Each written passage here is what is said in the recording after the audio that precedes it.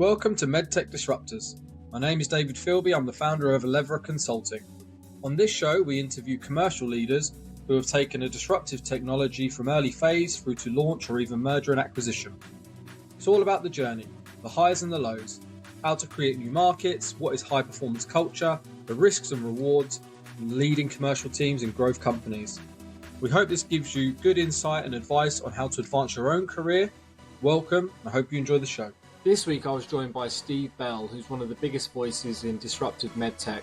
We took a deep dive into how to assess the purpose of a company before joining them, how you can create a radical culture that will thrive commercially, and how you can assess the right character traits to thrive in a startup environment. Let's get into it.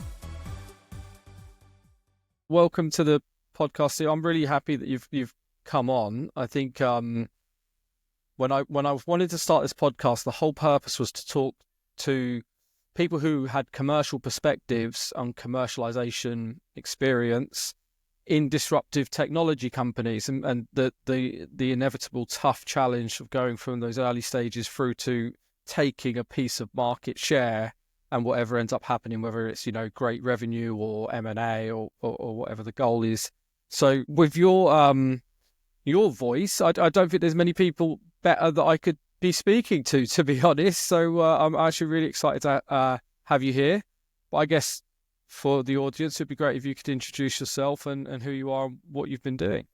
Well, thanks, David, for having me. It's a pleasure to be here. And again, I know that you're starting out with a podcast, and it's great. I think the more education we give people out there, the better. So that is really, really great. So my background is I've been in medical device for just under 35 years.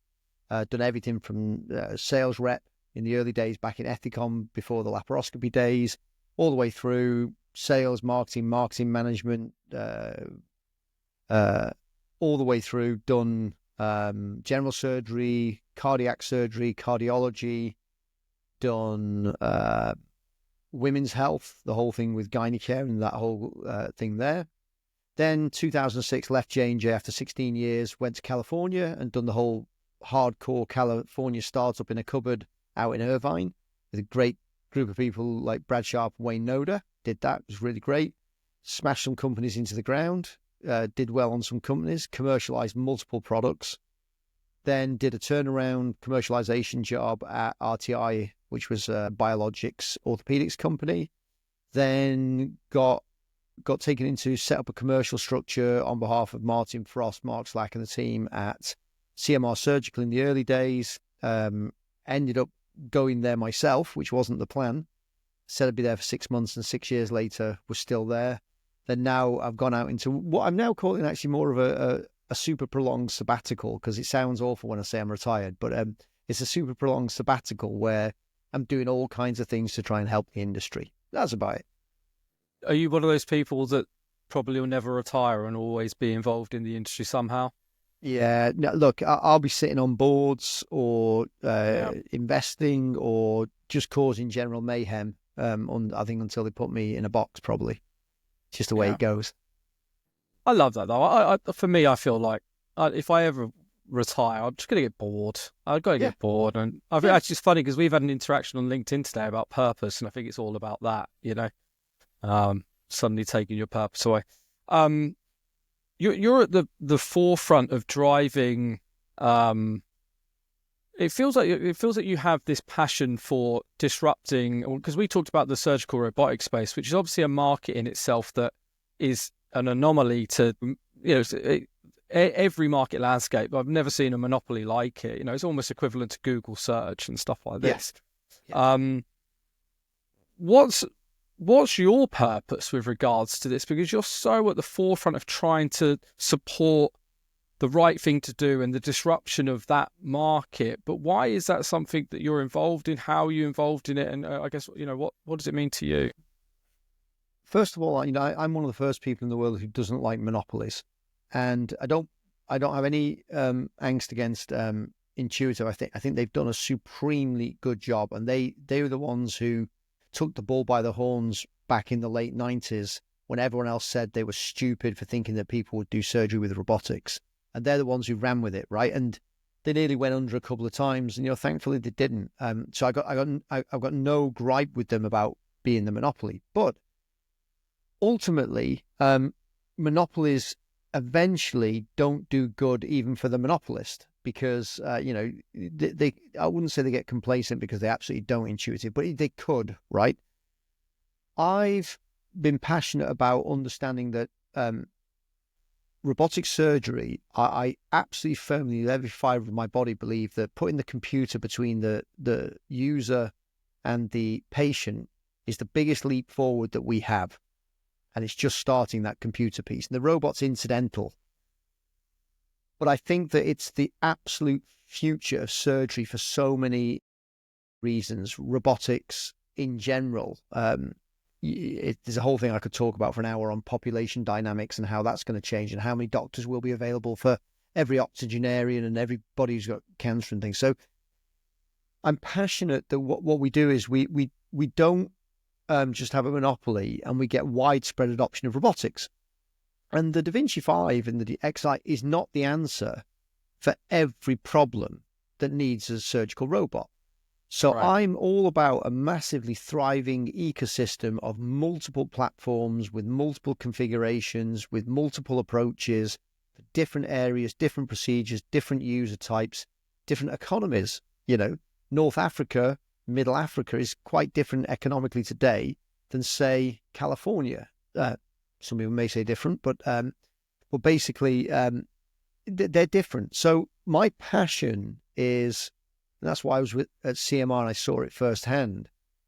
I think there is room for a lot of people, and I think we can make a very vibrant and exciting ecosystem. And God, what's more exciting than AI and robotics? I mean, autonomy, AI and robotics. Does it get any better than that? And we get to do that within, healthcare and make people better. Does it get any better than that? I completely agree. It's super exciting. Actually, I loved how, when we last spoke, you framed this market challenge. And I think everybody says the same thing. Everyone has the utmost respect for Intuitive and what they do. This is not about taking down Intuitive at all. This is about free market, giving patients, surgeons, like you say, populations around the world access to something that should never be monopolized, because it's the future of what people deserve. And I found that fascinating. So let's talk about CMR, because I think that's the chapter that I really wanted to focus on. Yep, sure. Because it's super exciting. Do you want to sort of give an introduction in terms of when you joined the company? What was your role? What did the company look like? I guess who the company are, but what did the company look like in that state when you joined?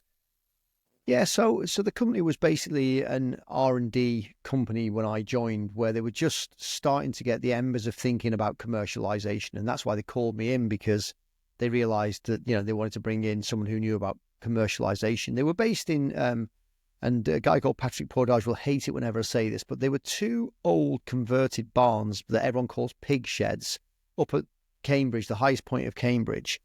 And they had, nascent sort of mini manufacturing space on the floor. They had a mezzanine floor with some instrument engineers. There were some electronics engineers, a group of software engineers in another building.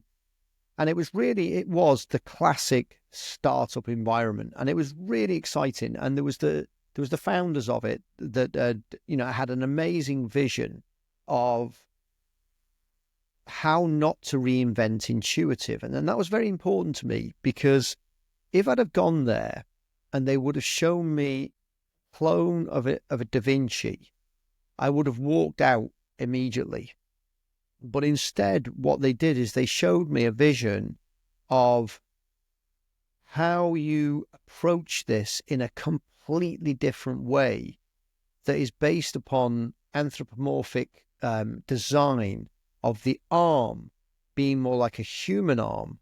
Why? Because we know that humans can do all open laparoscopic procedures.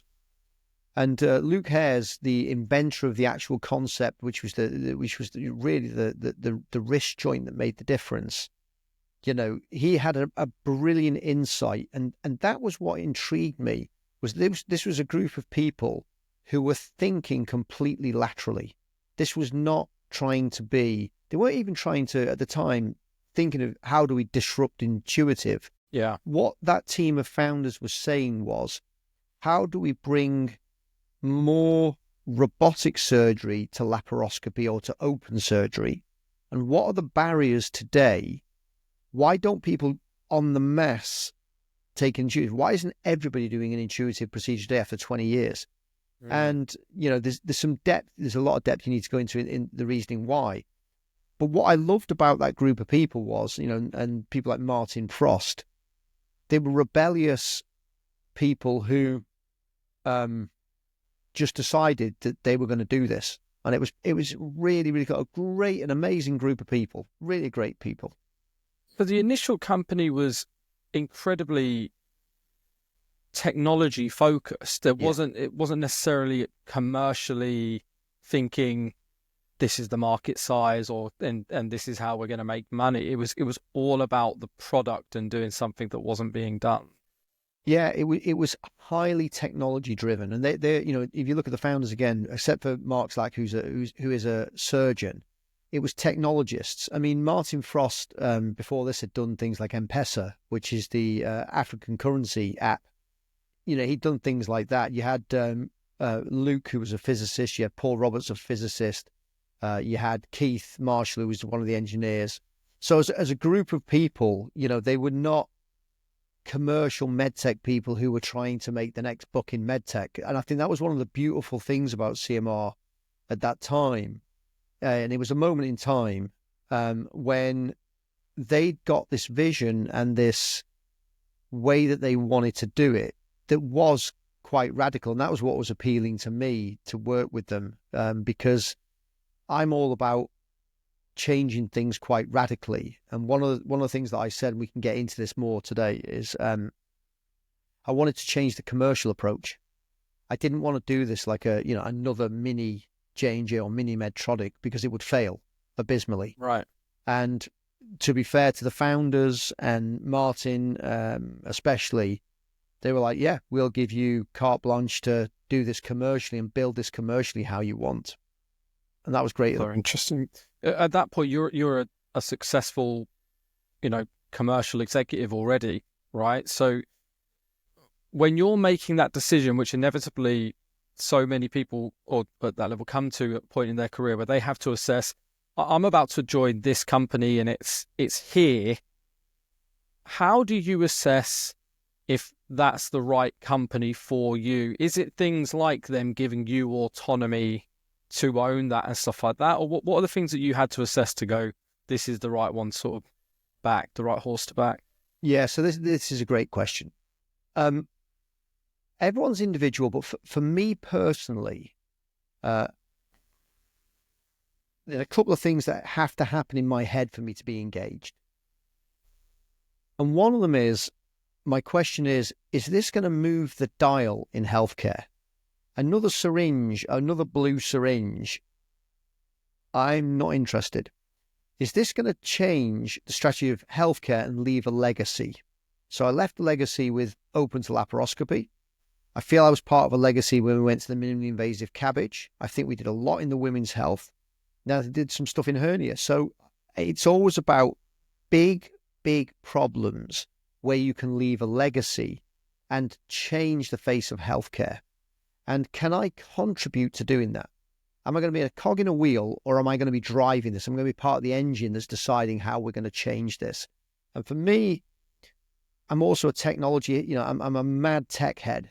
So again, if it's tech, and I know, I knew back then the future is digital data, ecosystems, apps, and smart devices. For me, that was just, the magnet was too big. I could see what they were trying to do. But not just that. I think the other thing is, can you change things commercially? So one of the things that I will never get involved with is a price war. I think it's futile, right? So for me, from a commercial point of view, building something to say, I'm going to make, a slightly inferior mousetrap, but a lot cheaper. Some people are born to do that. They're brilliant at eking, 20 cents out of a spring. and 30 cents out of here, and coming with here's a cheaper version of something. And I don't hold anything against it. That's not for me. What I'm interested in is, how do we also radically change the commercial approach to this? Because you got to go back in time, right? It was 2014, and the world was basically intuitive, and you had to buy the capital up front. That was generally the way that it was. It's not 100% that way, but it was 99% that way. Yeah. And there wasn't really an option. And most hospitals that didn't have a robot had nothing to do with the fact that they didn't want robots. It was to do with the fact that they didn't have, £1.5 million sitting down the back of the couch, just, waiting to go and buy a robot. They'd have to go through such hoops or charity or all kinds of things because the capital up front was a problem. And one of the things that I first talked about when I went there is I said, are we allowed to change the rules on this? Because I'm not interested. If we're just going to go and try and do the same at 30% off, not interested. But if we can go and disrupt the commercial model, and I'm allowed to make a pay-as-you-play, a lease model, a managed service model, and I had radical ideas that we couldn't do all the radical ideas because it was too radical, some of them. Martin and the team said, we're here to disrupt. And if part of that disruption is technology, great. If part is digital, great. But if part of it is the way that we commercially negotiate, that's a disruption we're willing to do. And my other ask was, but I want to do this in a very different way. We will have no salespeople. That was one of the things that I was adamant we would not have ever, is salespeople. And I think no company should ever have salespeople, by the way. But what do you mean by that? So for me, a salesperson classically in the medical device will go in with the product, see the surgeon, be in the operating room, and try and sell the surgeon on, I'm here, I got my product, and let me convince you to buy it. Right? That's a classic sales approach. And for most of MedTech, it's been rep, which is a terrible word, to surgeon sell. And I understood back then that sales reps have got a limited future in this world, because going in and selling your product like you're selling, a tie or a second-hand watch or something is doing a disservice to patients, hospitals, and surgeons. It does a disservice, and it does a disservice to yourself as well. Rep is a dirty word, literally, seriously. If you go into most places and they say, "Oh, are you a rep?" I mean, it's a dirty word, and part of that came from the pharma industry. And when you're selling a robot, you are not selling a product. It's got nothing to do with selling a product. And anyone who's still out there trying to sell a robot is going to have a rude awakening. What you're doing in there is you're having what is effectively a change of service, right? So you're trying to change the way that a hospital treats patients. How'd you go and sell a robot for that? You don't. What you have to do is you have to go in and convince a business that they're going to need to radically change the way that they do their daily operating. And it's going to be a huge disruption. And the robot is one tiny piece of it. Education, service support, clinical case support, instrument logistics, sterilization services changes. Chief information officer has to change the way that they deal with, the whole information flow. It's got nothing to do with the sales rep. Any sales rep that thinks they're going to go in and sell that is going to die on that hill very, very fast. So instead, what I wanted to do at that time, I said, what I want is I want a clinical team that is banned from selling. Okay, they're not allowed in any way, shape, or form to sell.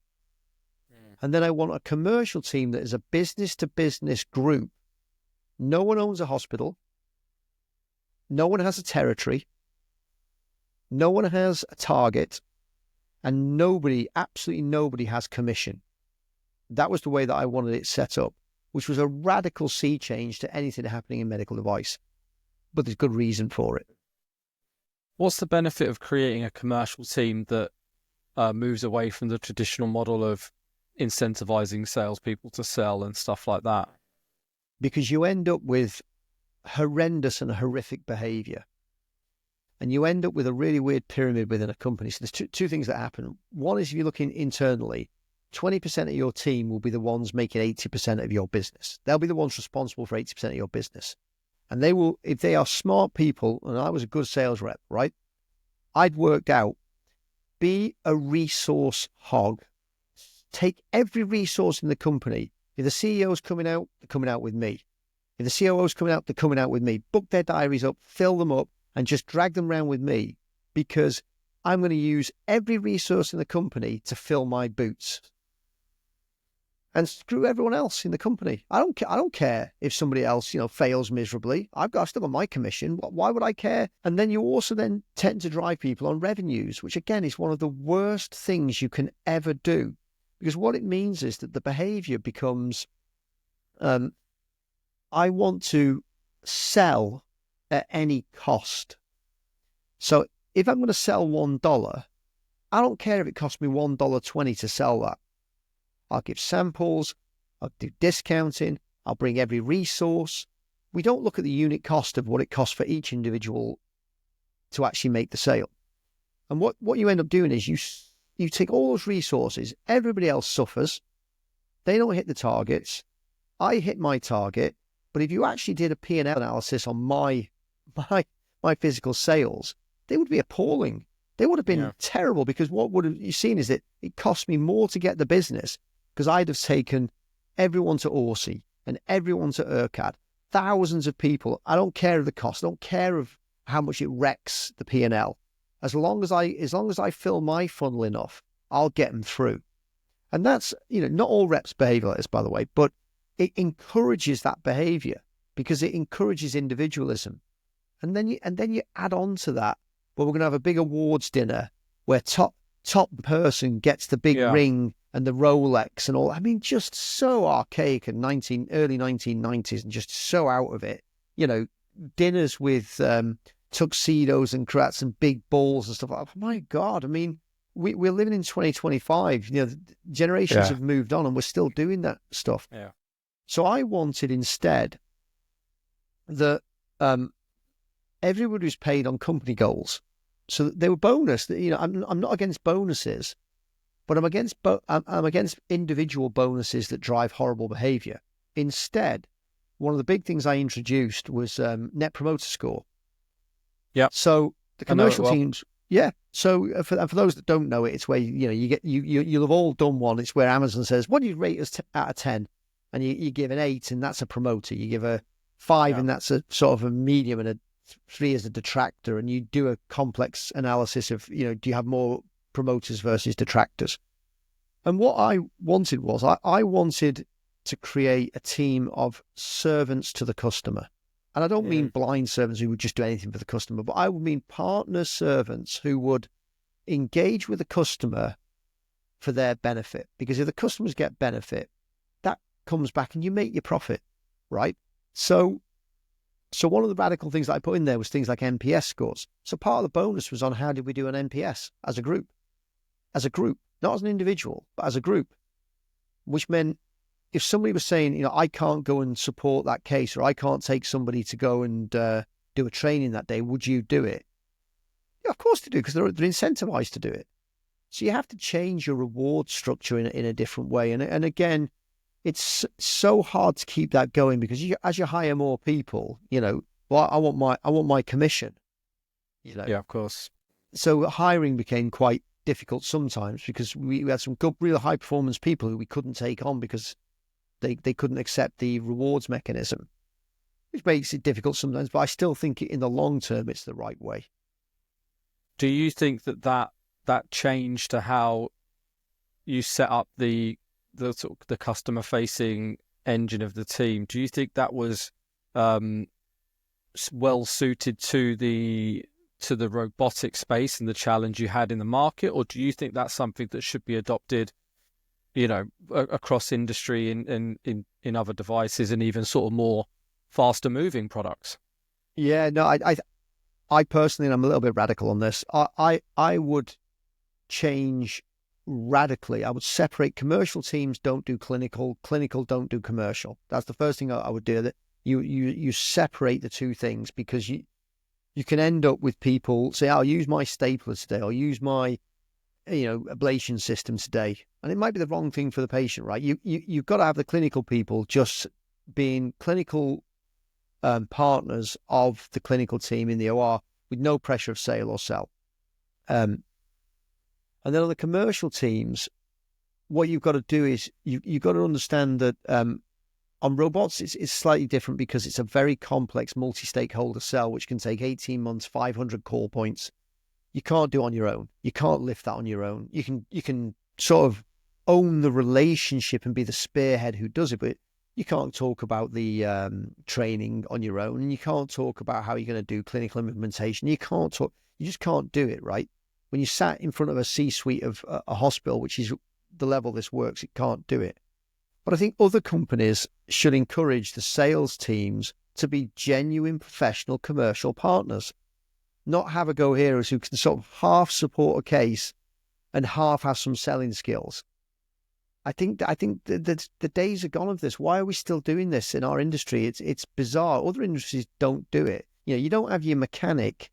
You don't go to a Mercedes garage and the mechanic walks out the back and tries to sell you the car. I mean, can you imagine that if you go in there, the Mercedes guy, the mechanic's fixing your car and he turns around and he says, oh, this engine's a bit crap. I'll tell you what, you might want to go and buy a new model of the Mercedes. The disconnect, the cognitive disconnect would be just, you'd say, what? Of course he's going to say that.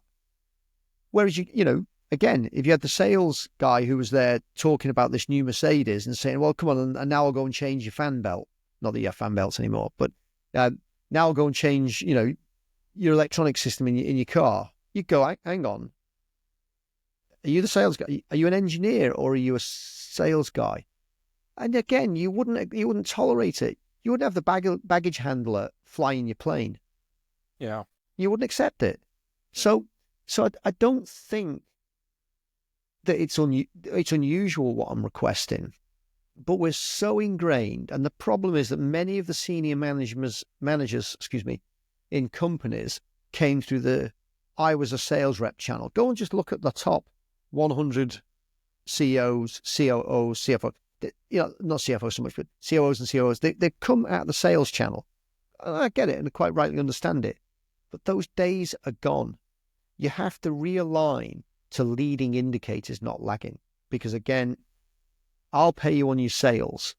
Well, I only get my sales result at the end of the quarter. Yeah. Shouldn't you pay me on how many times I'm demonstrating? Shouldn't you pay me on how many demos I do? Shouldn't you pay me on how many good calls I had? Isn't that a better indicator for driving what's going to be the predictor of good outcome of business? Whereas, 3 weeks after the quarter closes, we all sit there and we do our little tally up and we count up and we go, oh, these 3 people hit the target and these 7 didn't. Bit late then, what are we going to do about it? Well, why don't we fire some people and why don't we cut the marketing spend? That's what happens. So I think across the industry, the commercial approach has to become mature. I think we have to have a maturity towards commercial approach of the business. Robotics is separate in a way, but yes, the fast-moving consumer side of medical device also can be done that way. Education programs on how to use a disposable ablation catheter. Okay, clinical teams who manage the ablation catheters, but then a commercial team that goes and talks about change of service for ablation within the hospital. Yeah, divide them out and pay them on customer satisfaction, or pay them on money saved by the hospital in a 1-year patch. Why don't we do that? Align with our customers' outcomes and our customers' goals. It's a really interesting conversation because I work in an industry, I've worked in staffing for 15 years, external agency staffing, which has all the same problems, right? And every time I've experienced somebody tried to change the culture to be more focused on leading indicators, it happens for a short period of time, and then somebody feels the pressure from above and goes, "Oh my God, we what's happened?" And it's that frantic change again to go back to, we've got to win the month, we've got to win the quarter, and it's like and that again is a problem that you run on quarters. Yeah, people don't buy on quarters. They don't. that's an artificial Wall Street driven thing that we do quarterly targets. Now, of course, you have to break your targets down into biteable chunks. But why do we use quarters? Because Wall Street mandates that you have a quarterly report. So therefore, that spills down from everybody because that's just what we do. Biotronic never used to do it. Biotronic was very interesting. Back in the day, Biotronic said, we're slaves to the patient, not to Wall Street. And they didn't have quarterly numbers. And I think quarterly numbers are bad, especially if you've got a cycle where you've got a sell cycle of a robot of 18 months. What do you do for your first 18 months till your first sale? Just beat everyone up that they've sold nothing that quarter. Nonsense. Utter and total nonsense. And what happens is you have quite often companies where they have a vision. And then unfortunately what can happen is that you put boards in there who've got no other perspective on life. This is one of the things that can happen to all startups. You bring in the big MedTech board people rather than the friends, family board people or some people from a different industry. And they revert to type. Oh, why are we not paying commission? We don't. Oh, well, we'll change that. No rhyme or reason, no understanding, no in-depth understanding of why you should or shouldn't pay commission. There's just a sudden change. You change your CEO. The new CEO comes in and says, well, for the last 30 years, I've always paid commission. So can you set me up a commission structure, please? That's the sort of thing that happens. I've seen it across several companies. And that's usually when you see these startups fail. Because what happens is the reason why they're successful is because they're different, because they're the underdog, and because they're the upstart, and because they are, the terrorist of the organizations. Yeah. And what then tends to happen is that Joe Suit comes in, who likes to wear suits and ties and stuff, and they gut the startup culture. Yeah. That's why SpaceX is doing so well. I don't see many people suiting and booting in SpaceX, and Elon Musk doesn't tolerate it, and he almost does dictate down. But the way that they run it is, it's completely not the way that the corporate animals do it.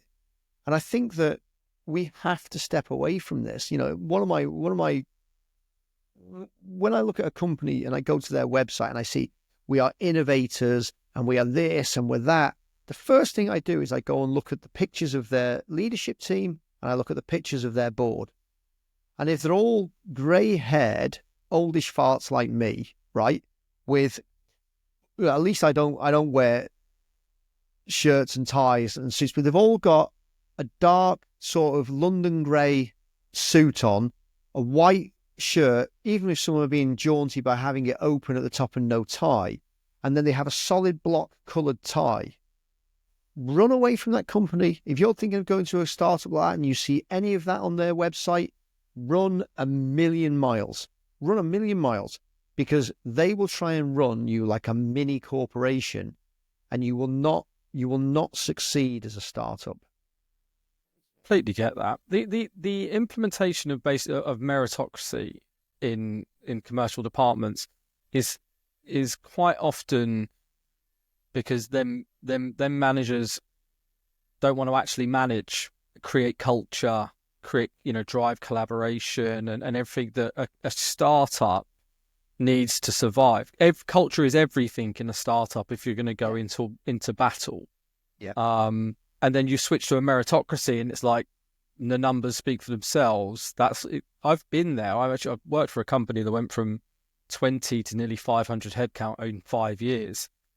And the strategic changes as they became a bigger machine and just lost so much about made us feel like you say, the underdog. Yeah. Such a shame. There is a big difference, and you have to professionalize as you get bigger. You have to systemize and professionalize. There's no doubt about it. But what you don't want to do is get yourself bogged down by your own bureaucracy and fit into the groove of everybody else. That's the worst thing you can do. The minute that, again, if I watch a startup progression, and one of the interesting things I'll get people to do if they want to see, if they see startups that did well and then failed, what they need to do is they need to go to a website called Wayback When Machine, right? There's a website. Yeah. Okay, so you go to the Wayback When Machine and you can go and look at snapshots through time of pages on their websites, and just go and watch the cultural change And instead of systemizing and professionalizing, they stodgize. If you go and look at the way that their websites change, they just become corporate mush. And no wonder they lose their identity and disappear. Spotify's the next one that's going to go. Daniel Ek and his team. Daniel Ek was like a super rebellious sort of lunatic when he was younger. But what's his last corporate thing? It was just like corporate spiel. They're talking about how many percentage points of this and how many. That's not why. That's not why I use Spotify. Don't use it. I expect startups like this to stay startups as they are. And I don't know why senior managers have got this weird thing that they say, oh, but the customers won't accept it. Rubbish. I can tell you, having done it now, that's twice, 2 or 3 times, the customers actually love it. When you turn up and you've got people wearing like a t-shirt and a jumper and or a gilet or something like that with your logo on and stuff, and you're not wearing the corporate suit with a pair of jeans and boots, you watch how fast your customers say, oh yeah, great. And the next time they come down, they're wearing t-shirts and they're wearing jeans. I mean, oh my word. I mean, the entire thing of corporate business dress, we've got to understand, for me personally, and I'm a bit weird on this, but when I see people in suits and ties, I'm basically looking at the 18th century or even before with people with ruffs on. It would be like you walking in today with a ruff on and a big top hat and walking and saying, well, my dandy surgeon would really like me to dress like this. No, that's not how the world works anymore. And I think that, unfortunately, we're in this weird thing where senior managers are senior people. And they're not in touch with the new generation of workers. They're not. This whole thing of get back to the office, right? Yeah. Legacy. We want your legacy and back in the office. Lunatics. That is a bunch of people who are control freaks who are trying to stamp onto a new generation the way that they worked for the last 30 years, because of course you've got to be in the office. Some things, yes. Flexible working is going to be big as well. So again, with commercial teams, if I'm building them, I'm looking for the attitude and the spark and the rebelliousness. If you look at the team we built early on at CMR, it was a bunch of young rebels, right? They, most of them were not even out of the medical device industry. Hardly any of them were. Because if they had been, they'd have said, we'll never be intuitive. That's what they would have said. Instead, these, this team, the Doms, the Frasers and the Finns and all these people that, and Annas and stuff, they didn't know any better, right? They didn't know they couldn't be intuitive. So therefore they did a really good job. And I think we have to be blind faith. Yeah, you have to be blind. Well, and again, there's a huge amount in this of the people.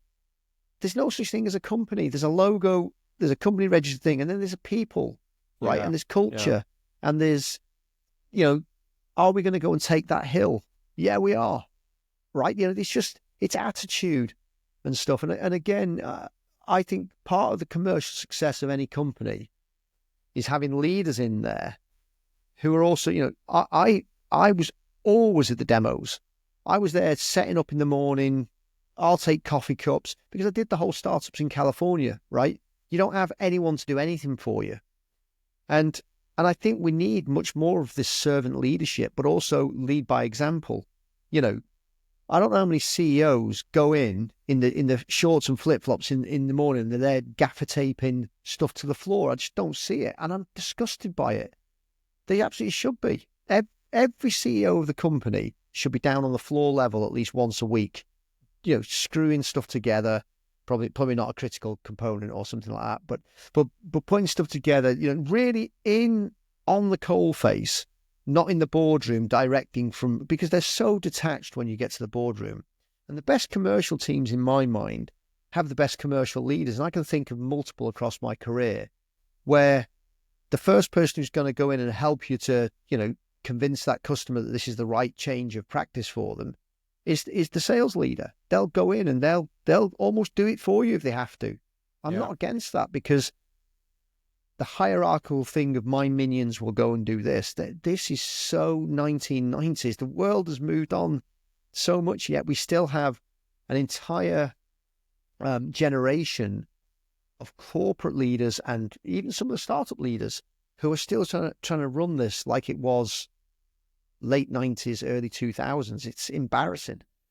You touched on something which I really wanted to ask you, actually. The character traits of those early hires, right? I said blind faith. I probably meant blind ambition, Yeah. which I think is a better way to put it.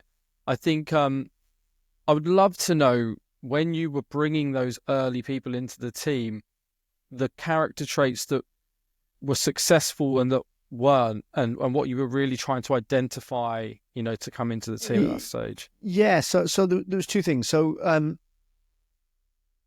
let me break this into two parts. So one is the character of the person who you want to assume, and it's called the airport test. One of the things is called the airport test that I do.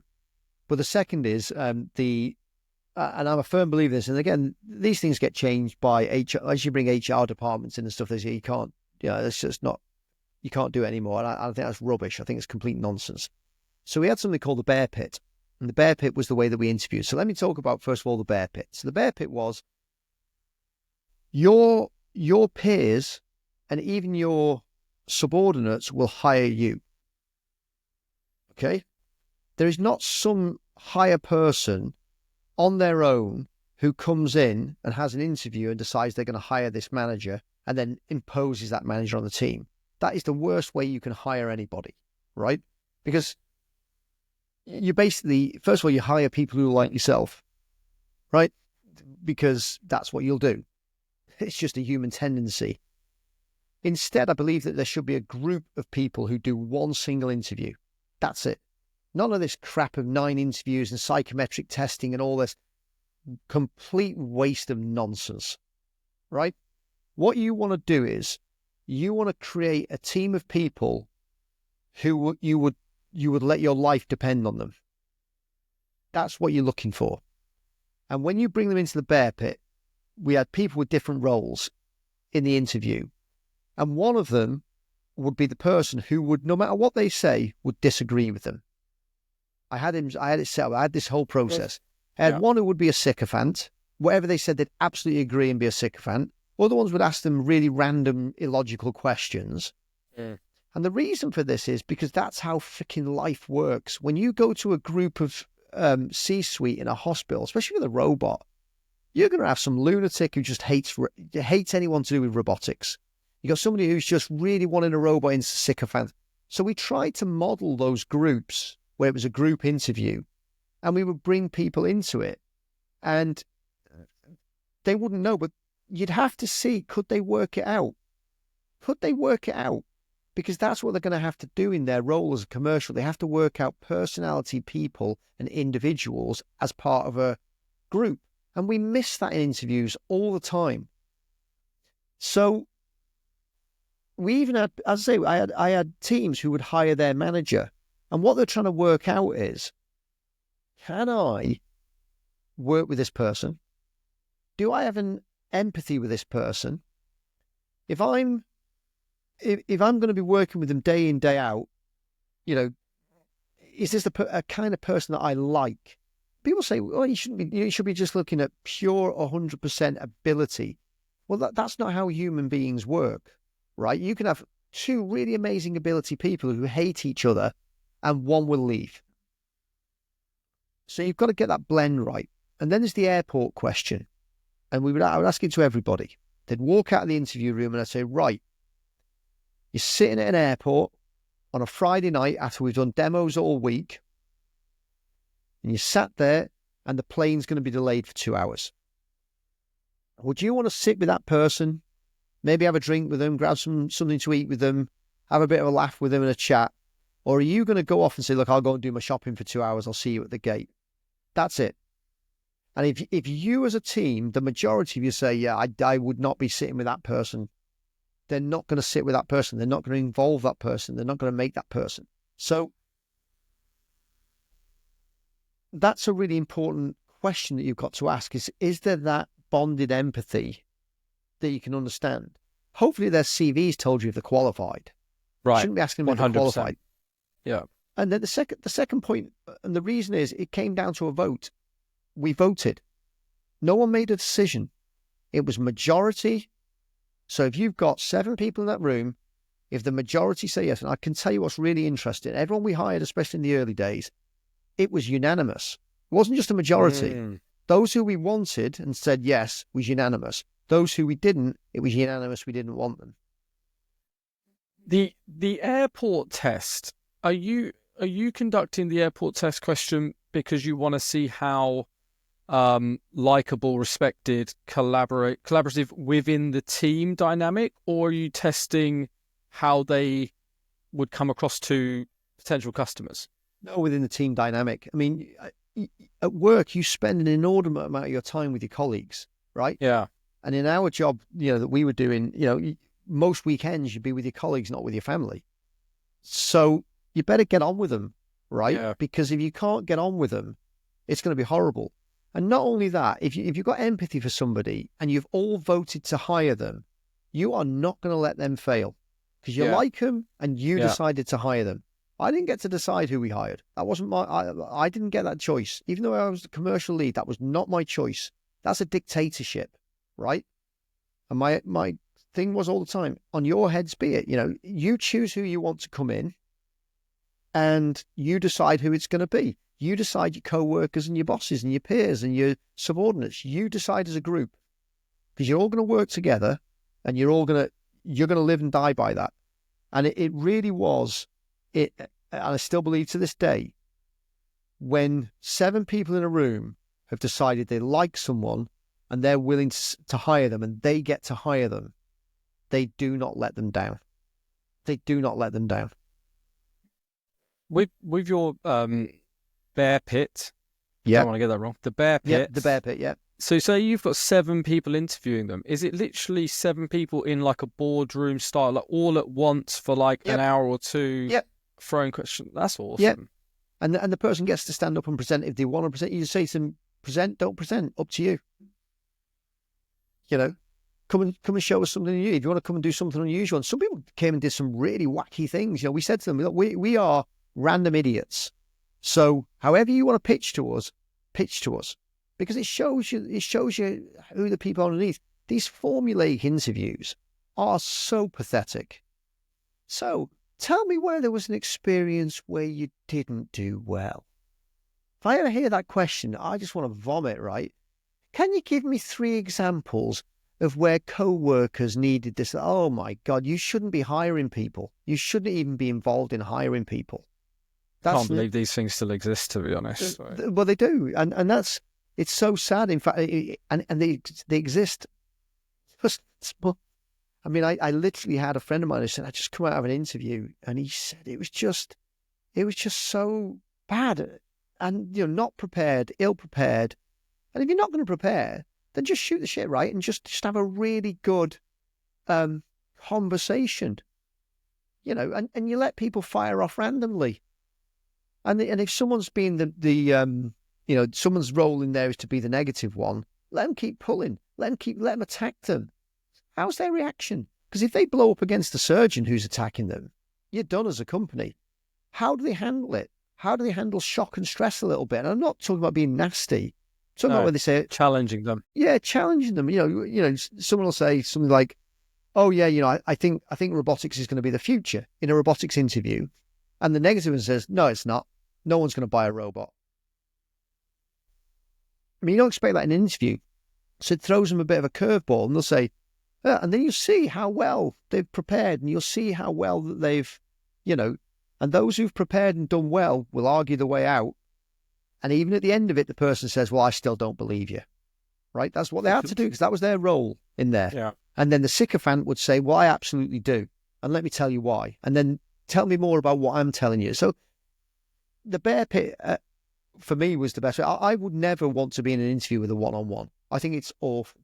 I think it's terrible. And it also doesn't allow you time to listen. And this is a piece of advice that I give to anyone doing interviews, right? As human beings, we're terrible at listening. We're very good at talking. I just talk and talk. But But when you're trying to listen and understand and perceive nuances that are going to determine if you hire someone, when there's one person talking and 6 of you are observing and not waiting to talk, which is a very important skill. Listen and hear. Don't sit there preparing your question, waiting to talk. When you've got 6 people doing that, you pick up on things that you would never as an individual in that interview pick up on. It's so critical that we do this. Again, I can't comment too much if that works for engineers or software engineers or whatever. I'm talking about commercial people. Yeah. And the reason why I talk about commercial people is sales marketing is because the best commercial people in the world are the best communicative social people. Weird, nerdy, strange, odd, off the spectrum people can be amazing software engineers, and I've met lots of them. But they very rarely make good commercial people, what I would call front of house. Right. The front of house people have to have a certain, you like them. You want to be with them. You smile with them. The surgeon wants them to come and see them in the hospital. The surgeon wants to hang out with them at the weekend at the Congress. The surgeon wants to go and have a beer with them. And I know, people may say, is that right? Yeah. I mean, and I don't mean the sales rep buys the surgeon beers. That's old school as well. What I'm on about is there's a genuine empathy between the people where 2 human beings want to spend some time together. You want to be commercially successful. Have it where your customers, irrespective of whether you're talking business or not, want to spend some time with you. The best commercial people I've ever seen, again, the surgeons buy them dinner. There's no question ever about, I'll come and see you if you buy me dinner. The best relationships you see is that the best commercial people, the surgeons say to them, do you want to come skiing with me? I've seen it. And that is not something you can pick out in an interview by asking them, give me 3 examples of where you've motivated people. 100%. We had one of the companies I worked for, the litmus test on a long-term successful recruitment career was if you've ever been invited to one of your clients' weddings. And that was just like a really nice indicator. That's the ultimate NPS score right there. Yeah. You don't get any better than a promoter who says, come and be part of my family. Yeah. And what we do in my family. You cannot get higher than that.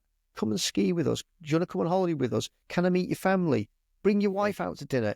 All those are buying signals that you have empathetically bonded with someone, irrespective if they're a customer or not a customer. There's always the line of professionalism.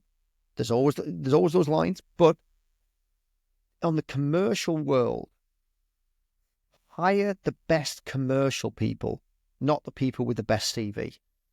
Yeah. It's that balance between being liked, being human and being likable, but also being respected, and some people can gather respect because of their achievements, but aren't likable. And some people can be liked because they're just a great time to be with, but actually there's no respect for them. If you can balance those 2 things, that's where you get these relationships. Yeah, I think you raise a really important point there. So again, if you look again, if I'm looking across my 35 years, the best people who were there, looking at the days, the ethic and endo and stuff, they had an eye-level relationship with the surgeons because they brought something as well. They brought knowledge, information. They sometimes it was just connections. Sometimes it was just empathy. But they had something where you're right. It was a respect, and a lot of the surgeons, they would say, "Wow, that guy. I don't want to do a case without them because they're so. That's a problem. But I don't want to do a case without that clinical person in the room because they're so good. They know this so well." And that level of respect as well. If I was taking a new commercial person in their first roles, one of the things I'd be looking for is an absolutely undying, mad, insatiable curiosity. Absolutely. They want to know, well, why is the surgeon doing this? And why are they doing this? And why is they doing that? And why are they using that suture? And how come they're doing this? Why didn't they do that? And they will ask the surgeons. And you see that spark in the young commercial when you say, okay, they're going to be, because they are so curious about this. They're not even turning up for the paycheck. They're turning up because this is so unbelievably amazing to them. And on the orthopedic side, there's some brilliant people that I've met over the time that are just like the top orthopedic people, because they're up there with the surgeons, right? They really are up there with the surgeons, and the surgeons will, ask for advice and stuff. And that's when you know you've made it. That's when you know that you're there. And in the early days, when you've not got the knowledge and advice, your enthusiasm is as a valuable currency as not. Wallflower standing at the back of the operating room, not saying anything, and after the case doesn't say anything, just says, "Oh, thanks very much. By the way, we've got some staplers." That ain't going to cut it.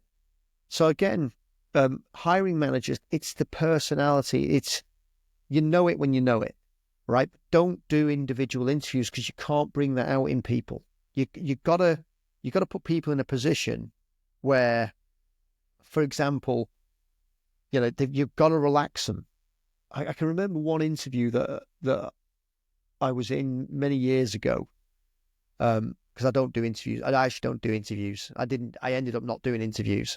I actually said to people, you either want me or you don't. But I don't do dog and pony shows for you. And a lot of people say, well, you don't get the job. I'm like, good. So if that's how you think and act, and you know me inside out, but you still want to do an interview, you're a process person who isn't really working on the gut and on the understanding of how the actual world works. So again, it's just, how do people turn up to dress? We had an email that went out, and it sort of said, dress how you want. And quite often we turn up in shorts and flip-flops. And if someone turned up in a jacket with, a little cravat and a little handkerchief and stuff, and they turn up with that, and we're all sat there in shorts and flip-flops, or Fraser would come in his cycling shorts, quite grim. Probably Dom was more that way. In the interview, they're all sat there sweating in cycling shorts, and someone comes in one of the first things we want to understand, we did that on purpose. It wasn't by chance. This wasn't by chance. We wanted to see, did that person say, "Oh, great, is it all right if I take my tie and jacket off?" Because you can misread it, right, and come in and misread it wrong and misunderstand. But how do you adapt?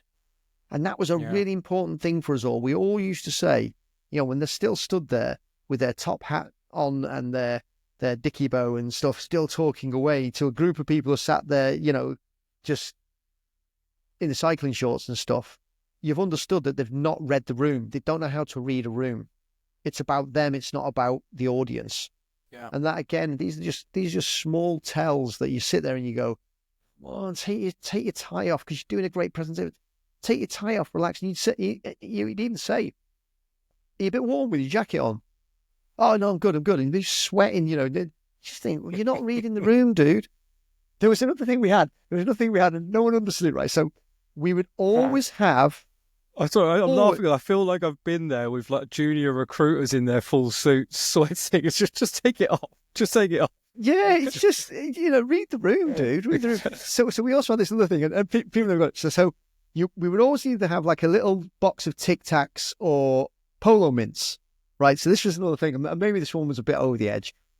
So we would get it out and we would pass it round everyone, right? So this we got, and everyone would take one and start munching on a Polo or a Tic Tac, and they'd go around and it'd get to the candidate. He said, "Would you like a sweet?" And we were trying to understand two things, right? Was the candidate going to be tribal? Because it's all about tribal and cult, right? In a starter, it's tribal and cult. Yeah. Were they going to be part of the tribe? Were they going to have the ayahuasca? Were they going to partake of the ritual? They've just seen 7 people pass mint around, and everyone, bar none, has taken a mint. Do they or don't they take the mint? It's a big tell. And all the best salespeople, even if they hate mints, will take it and they'll eat it. Why? Because they've understood that this tribe eats mints. And they've offered me a mint, so they've offered me a signal to join our tribe. Do you take that signal and join the tribe, or do you reject the tribe? But weird, psychological, I know, but these are the small things. I love stuff like this. This is awesome. I love that one. We used to do a little bit different. When junior recruiters were doing their first face-to-face in-person client meetings, and the inevitable question comes up, you just turn up, do you want a drink or anything? And classic 23-year-old new to sales, no, I'm fine. It's like, of course you want a drink. Of course you're going to be sitting there for an hour or two. Yeah, take some water or something. And it's like we had to train people to go, ask them for a coffee and 2 sugars if you want it. Like, get comfortable in the room. Yeah. Like, it's weirder to say no. I love stuff like this. Well, it's interesting as well, and I coach a lot of people when they talk about interviews and stuff, and if they go for these classic interviews, I think this is important for the interviewee. They don't come prepared enough to say, I want half my time to interview you guys. I want to know whether you're going to live up to my expectations. And there's never enough of that. You know, have you got any questions at the end? Yeah, when will you let me know? You know, it's just so weak. You know, and I try and encourage people, interview the bloody company. You're about to go and spend, you know, you could kill your career by getting into the wrong company. You might get with a psychotic manager. You got to get that out of them. You understand, you know, and again, you know, people being ill prepared for interviews, I find absolutely bonkers, right? I've cut interviews short if people don't ask me questions straight up. Just, Yeah. You got no questions. Well, that's done. That's what we got. Nowhere further to You go. never go anywhere. And it's also they just come ill prepared. Like when, you know, we'd say at the time, I've done this throughout my entire career. So what do you know about the product? Right? And the reason I ask that question all the time is because my first ever interview with Ethicon in 1989, when I went in, it was only fax machines, and the fax paper I got was completely wet. And I'd been going for drug rep jobs. I've been to Pfizer, and I've been to, you know, and everyone rejected me because I looked about 5 years old. And I went into this interview, and it's a long story, the interview. It was a disaster, and I ended up falling in the rain, and I was just a mess, and I was just horrible. And this great guy, David Follows, sat in front of me, and I just sat down, and he said, I said, you know, tell us a little bit about what you know. And I said, well, you got 2 cracking drugs. You've got Vicryl and you've got Proline. And he just looked at me and said, well, first of all, they're not drugs. They are sutures. And second, this is not an interview for the suture company. And that taught me from day one, do your homework a bit, right? You know, really, and you got no excuse. Back then, you know, you had to go to a library to work out. You had to go and phone someone or ask someone or go and look at microfiche, and that'll really date me. So you didn't have, there wasn't the ability to just go and find all this information so fast. So instead, today, you have 0 excuses. There's PitchBook, there's Google, there's ChatGPT, there's everything. If you don't go in fully understanding who are the people in the room, what their history have done, because you've not bothered to open LinkedIn, you don't deserve the job. Is that how you're going to go into surgeons? Oh, Mr. Surgeon, can you tell me, what kind of surgeon are you? I'm an ocular surgeon. Oh, well, we don't sell a robot for that. I mean, that's basically what they're doing in an interview when they turn up. They don't know the company. They don't know, you know. And anyone who's done the research well and is a genuine commercial person knows that you ask leading questions, open leading questions. You know, what do you think would make someone successful in this role? How you know, if you were me sitting here today, what would you be saying in this interview? Yeah. There's, you know, the classic questions. You know, do you sell a lot of robots? Yes. You know, it's so again, these are all tells and telltale signs when I'm building a commercial team, or when I was building a commercial team, that I want tribalistic people who are willing to follow the cult, right? And it is a cult in a startup. It's a definite cult. All the best ones are. All the best startups are cult-like, yeah. Yeah, and again, it's not in a I don't mean that in a negative sense. What I mean about it is that you bring people in, and why I use the word cult is because a huge part of commercial and being commercial is belief.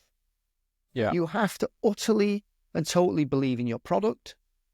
You have to utterly and totally believe that it's doing good, And you have to utterly and totally believe that they are going to come with you and change their practice to be with you.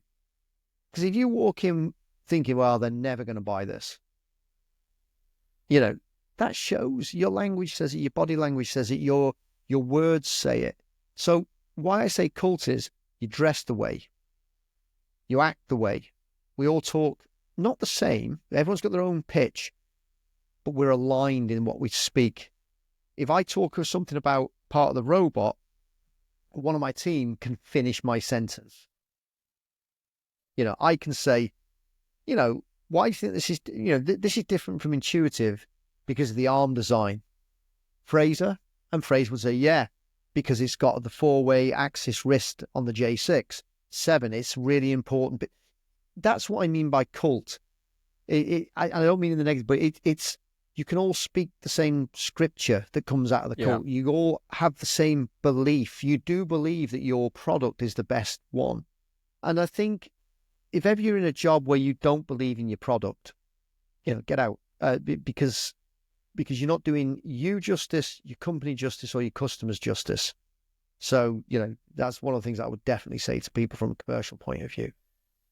That's awesome, Steve. I really appreciate this insight. We've gone deep into culture and hiring. I think this is what I was more and above than what I wanted it to be. So this is awesome.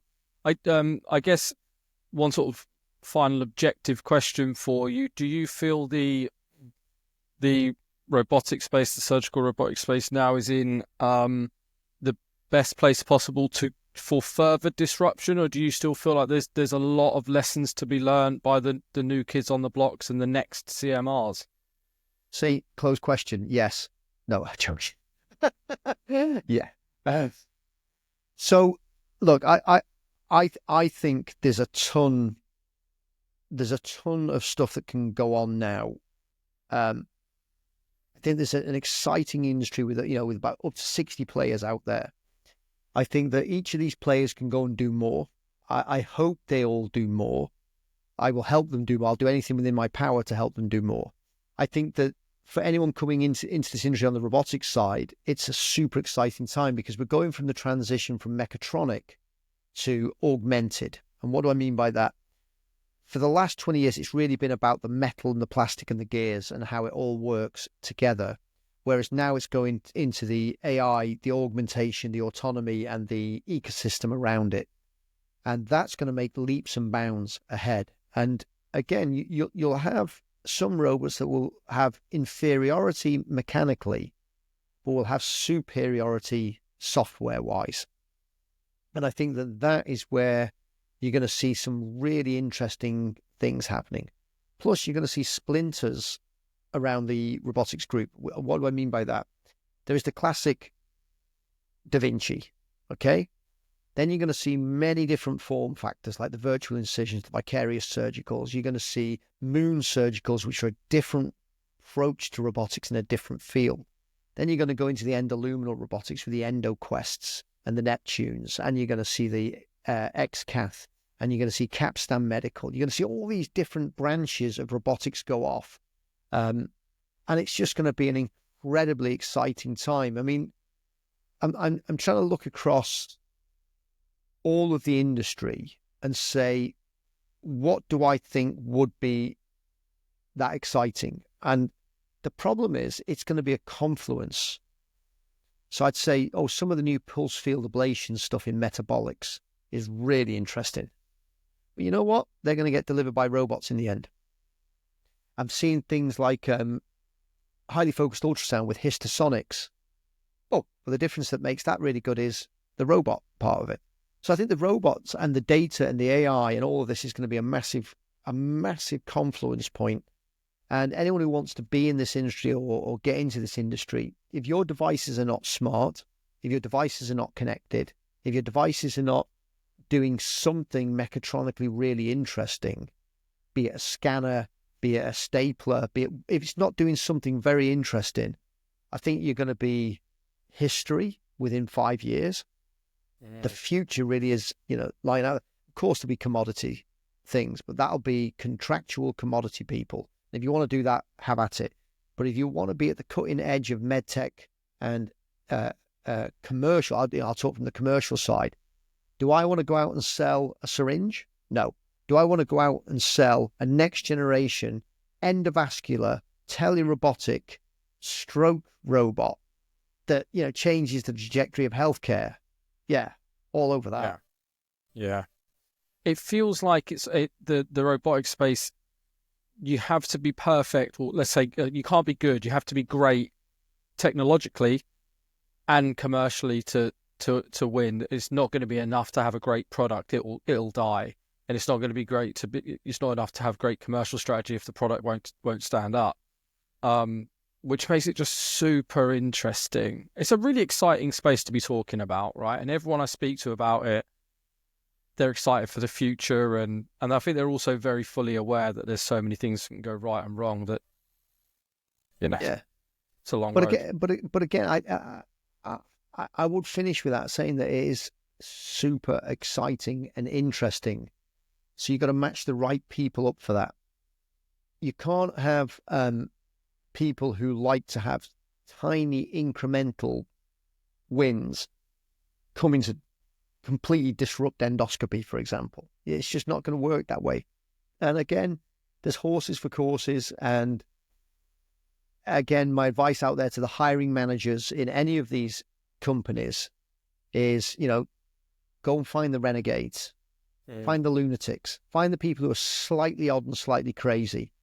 You know, they're the ones that are going to move your dial. It's not going to be, you know, handkerchief wearing, cravat wearing. It's just not. They'll be great in other things, absolutely brilliant in other things, but in, you know, some kind of exciting AI, robotic data startup, go and find the renegades. Love that advice. Thank you so much, Steve, for your time. I feel like we could have chatted for another hour at least. So fascinating insight into the culture and how you believe disruption was achieved and should be achieved. And I'd love to be able to cross paths at some point in 2025 if you're ever back in London, or if I'm around the world. I'll let you know. I'll definitely be at SRS this year. Little plug out to SRS. We'll be there this year, which is the Society of Robotic Surgery, which will be in ERCAD, which is round about the 16th of July. I will be there because that's the robotic event of the year. So that'll be good. And if I'm in London, which I may be in the next couple of months, then I'll come and say hello. Perfect. Thank you so much for your time, Steve. That was great. Thank you. Thanks for listening to the show. I hope it was insightful and inspiring. This podcast is brought to you by Elevra Consulting. We are a commercially focused recruitment agency focused on medtech and life sciences.